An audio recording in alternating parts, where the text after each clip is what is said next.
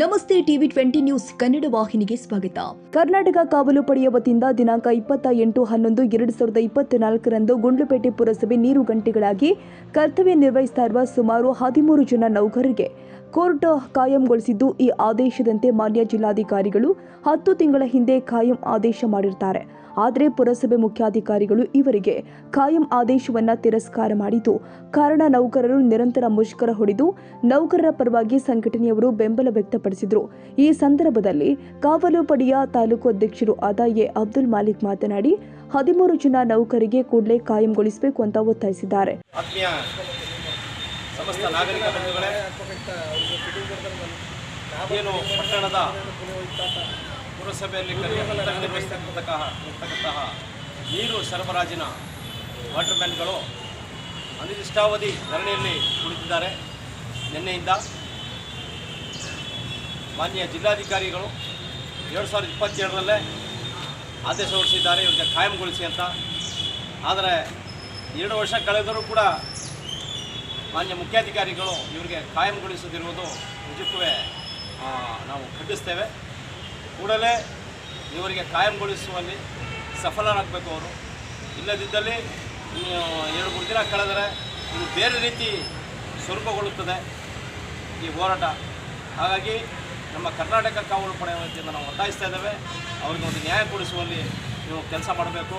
ಅವರು ಏನು 20 ವರ್ಷಗಳಿಂದ ಅವರು ಕೆಲಸ ನಿರ್ವಹಿಸ್ತಾ ಬರ್ತಾನೇ ಇದ್ದಾರೆ, ಅವರಿಗೆ ಕಾಯಂಗೊಳಿಸಬೇಕು. ಇಲ್ಲದಿದ್ದಲ್ಲಿ ಕರ್ನಾಟಕ ಕಾವಲು ಪಡೆ ವತಿಯಿಂದಲೂ ಕೂಡ ನಾವು ಹೋರಾಟ ಮಾಡಬೇಕಾಗುತ್ತೆ ಅಂತ ಈ ಸಂದರ್ಭದಲ್ಲಿ ನಿಮಗೆ ಎಚ್ಚರಿಕೆ ಸಂದೇಶವನ್ನು ನೀಡುವ ಮೂಲಕ ನಾನು ಮಾತು ಮುಗಿಸ್ತಾ ಇದ್ದೇನೆ. ಜೈ ಕರ್ನಾಟಕ, ಜೈ ಭುವನೇಶ್ವರ್. ಇದನ್ನು ಅವರು ವೇತನವನ್ನು ಈಗಾಗಲೇ ಅವರು ಪಡಿತಾ ಇದ್ದಾರೆ. ಆ ವೇತನದಕ್ಕೆ DC ಆದೇಶ ಏನು ಇದೆ ಅದನ್ನು ಯಥಾವತ್ತಾಗಿ ಜಾರಿಗೊಳಿಸಬೇಕು. ಇವರು ಆ ಯಥಾವತ್ತಾಗಿ ಜಾರಿಗೊಳಿಸಿದರೆ ಅವ್ರ ಕುಟುಂಬಗಳ ನಿರ್ವಹಣೆ ಮಾಡುವಲ್ಲಿ ಅವರು ಯಶಸ್ವಿ ಆಗ್ತಾರೆ. ಕೆಲವರು ಅನೇಕ ಕಾಯಿಲೆಗಳಿಂದ ನರಳುತ್ತಾ ಇದ್ದಾರೆ. ಕೆಲವರಿಗೆ ಅದಲ್ಲದೆ 2 ವರ್ಷ 3 ವರ್ಷ ಅಷ್ಟೇ ಮಾತ್ರ ಇದೆ.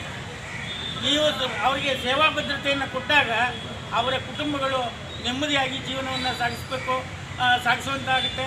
ದಯಮಾಡಿ ಇವರ ಬೇಡಿಕೆಗಳನ್ನು ಯಥಾವತ್ತಾಗಿ ಅವ್ರು ಏನು ಕೇಳಿದ್ದಾರೆ, ಅವ್ರ ಬೇಡಿಕೆ ಏನಿದೆ ಅದನ್ನು ಯಥಾವತ್ತಾಗಿ ಜಾರಿಗೊಳಿಸಬೇಕು. ಅವ್ರ ಕುಟುಂಬಗಳನ್ನು ಸದೃಢವಾಗಿ ಮಾಡಬೇಕು, ಅವ್ರ ಕುಟುಂಬಕ್ಕೆ ನೆರವಾಗಬೇಕು, ಅವ್ರ ಕುಟುಂಬ ನೆಮ್ಮದಿಯಿಂದ ಜೀವನ ಸಾಗಿಸಬೇಕು ಅನ್ನೋ ನಿಟ್ಟಿನಲ್ಲಿ ನಾನು ಅವರ ಏನು ಬೇಡಿಕೆ ಇದೆ ಆ ಬೇಡಿಕೆಯನ್ನು ಈಡೇರಿಸಲಿ, ಅವ್ರಿಗೆ ಒಳ್ಳೆಯದಾಗಲಿ ಅಂತ ಹೇಳಿ 2 ಮಾತನ್ನು ಮುಕ್ತಾಯ ಮಾಡ್ತೇನೆ. ಜೈ ಹಿಂದ್, ಜೈ ಕರ್ನಾಟಕ.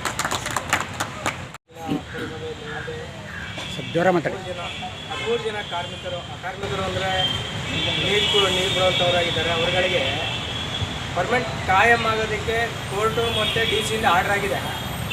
ಈ ಆರ್ಡ್ರನ್ನ ಯಾಕೆ ಇವರು ಇಲ್ಲಿ ಅಧಿಕಾರಿಗಳು ಇವರಿಗೆ ಕೊಡ್ತಾ ಇಲ್ಲ ಅನ್ನೋದೇ ನಮಗೆ ಮುಖ್ಯವಾದ ಮಾತು. ಈಗ ಅವ್ರಿಗಿಂತ ಮೇಲ್ಪಟ್ಟವರ ಇಲ್ಲ ಅವ್ರಿಗಿಂತ ಕೆಳಪಟ್ಟವರೇ ಇವರು ಅನ್ನೋದು ನಮಗೆ ಗೊತ್ತಾಯ್ತಿಲ್ಲ. DC ಆಗಲಿ ಕೋರ್ಟೇ ಆಗಲಿ, ಕೋರ್ಟ್ಗೂ ಮತ್ತು DC ಇವರು ಅವಮಾನ ಮಾಡ್ತಿರೋಕ್ಕಾಗ್ತಿಲ್ಲ. ಯಾಕಂತಂದರೆ ಇವರು 13 ಜನ ಒಂದೊಂದು ವಾರ್ಡಲ್ಲಿ 4 ವಾರ್ಡ್ಗೆ ನೀರು ಬಿಡೋರು. ಇವರು ಒಂದು ದಿನ ನೀರು ಕೊಡಲಿಲ್ಲ ಅಂತಂದರೆ ನಮ್ಮಂಥವ್ರು ರೊಚ್ಚಿಗೆ ಇರ್ತೀವಿ.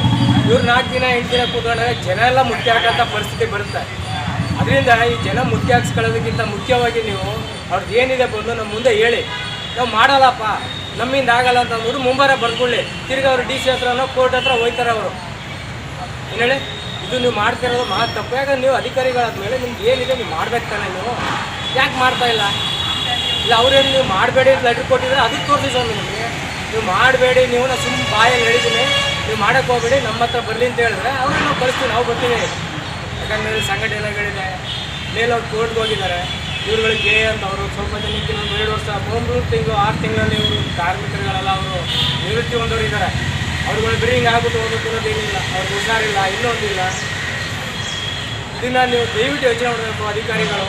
ಯಾಕೆ ಹೇಳ್ತಾ ಇಲ್ಲ ಅಂದರೆ ಬಂದು ಇಲ್ಲಿ ಹೇಳಿದ್ರೆ ನಾವು ಬಂದಿರ್ತೀವಿ. ಇಲ್ಲ ಅಂತಂದರೆ ಇದೇ ಥರ ಏನಾದ್ರು ಇವರು ಧೋರಣೆ ಕೂತ್ಕೊಂಡ್ರೆ ನೀರು ಒರೆಸೋರು ಯಾರು ಇರೋಲ್ಲ. ನೀರಿನ ಸಮಸ್ಯೆ ಬಂದಾಗ ನಿಮ್ಮಲ್ಲಿ ನಾವು ನಿಮಗೆ ಬಂದು ಧಿಕ್ಕಾರಕ್ಕೆ ಹೋಗಬೇಕಾಗುತ್ತೆ. ಉದ್ದೇಶ ಏನಂತಂದರೆ ಇವ್ರನ್ನ ಕೇಳಕ್ಕೆ ಬರೋಲ್ಲ.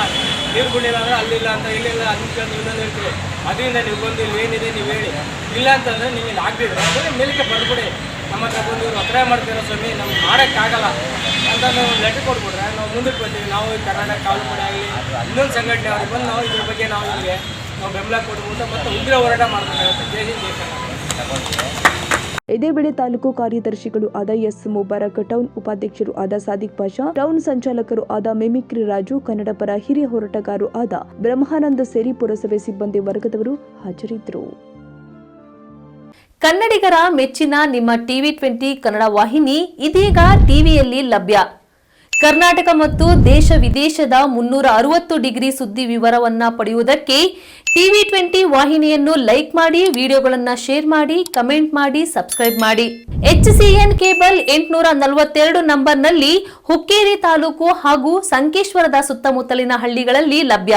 PCN ಕೇಬಲ್ 129 ನಂಬರ್ನಲ್ಲಿ ಹಾರುಗೆರೆ ಸುತ್ತಮುತ್ತಲಿನ ಹಳ್ಳಿಗಳಲ್ಲಿ ಲಭ್ಯ. ರಾಯಬಾಗ್ ಡಿಜಿಟಲ್ ಚಾನೆಲ್ ಕೇಬಲ್ 80ನೇ ನಂಬರ್ನಲ್ಲಿ ರಾಯಬಾಗ ತಾಲೂಕಿನ ಸುತ್ತಮುತ್ತಲಿನ ಹಳ್ಳಿಗಳಲ್ಲಿ ಲಭ್ಯ.